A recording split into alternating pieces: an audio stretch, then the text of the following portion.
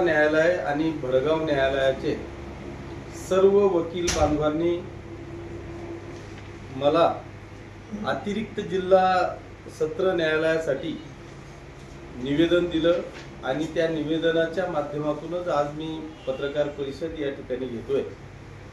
सगळ्यात महत्त्वाचा विषय असा आहे की जरी आज निवेदनावरून पत्रकार परिषद घेत असलो तरी ते निवेदन देण्यामागचं वकील बांधवांचं कारण वेगळं आहे की गेल्या 2014 पासून मी या विधानसभेचा आमदार आहे।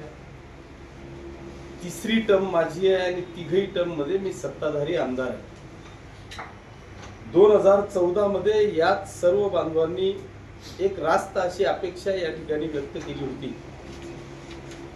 की आपले जे पक्षकार आहेत या सर्व पक्षकारांना जर जळगाव जायचं असेल तर प्रचंड असा खर्च येतो।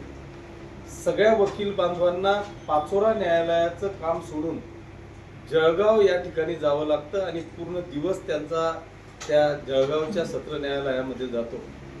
म्हणून त्यांची माफक अशी अपेक्षा होती की आपल्या पाचोरा शहरामध्ये एक अतिशय चांगल्या पद्धतीची मध्यवर्ती ठिकाणी न्यायालय आहे, तिथं चांगल्या पद्धतीची जागा आहे आणि त्या जागेमध्ये जर का आपलं अतिरिक्त जिल्हा न्यायालय दिवाणी न्यायालय जर का झालं तर आपल्या भडगाव तालुका असेल, पाचोरा तालुका असेल किंवा आपल्या जवळ असलेले एरंडोल, पारोळा, धरणगाव असेल, ह्या लोकांना थेट जळगाव जाण्याची वेळ येणार नाही। मध्यवर्ती ठिकाणी या सगळ्या जे पक्षकार आहेत, जे वकील बांधव आहेत, या सगळ्यांची सोय या पाचोऱ्यामध्ये या ठिकाणी होईल अशी एक रास्त अपेक्षा त्यांची या ठिकाणी होती।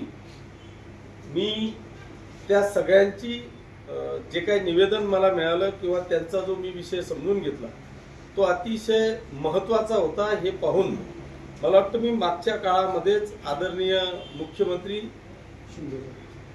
देवेंद्रजी फडणवीस साहेब 2014 मध्ये मुख्यमंत्री असताना एक शिष्टमंडळ सुद्धा मला वाटतं वकील बांधवांचं आपण मुंबईला घेऊन गेलो।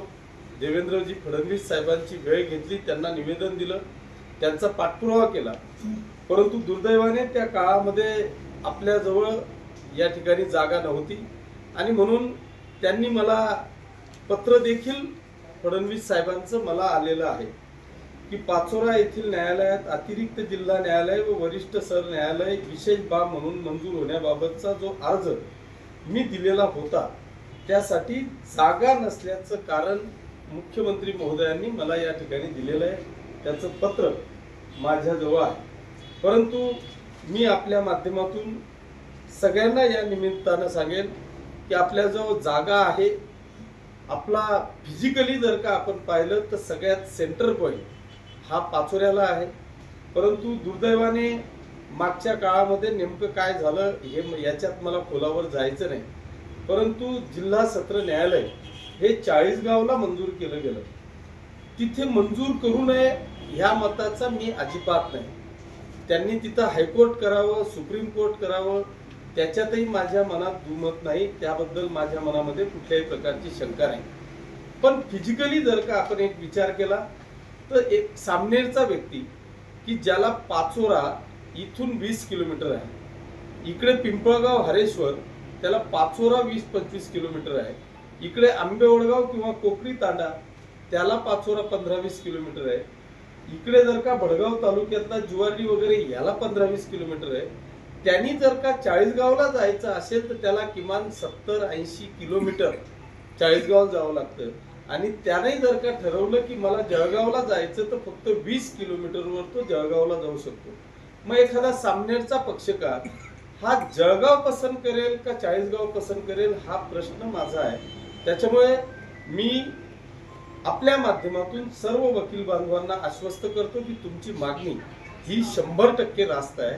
त्या मागणीला जरी 40गावला जिल्हा सत्र न्यायालय मंजूर झालेलं असेल ते असू द्यावं, परंतु आमच्या पाचोरा भडगावसाठी आपण एक वेगळं जिल्हा सत्र न्यायालय मंजूर करावं अशा पद्धतीचा हट्ट मागणी मी 100% या राज्याचे मुख्यमंत्री आदरणीय देवेंद्रजी फडणवीस साहेब यांच्याकडे लावून धरणार आहे।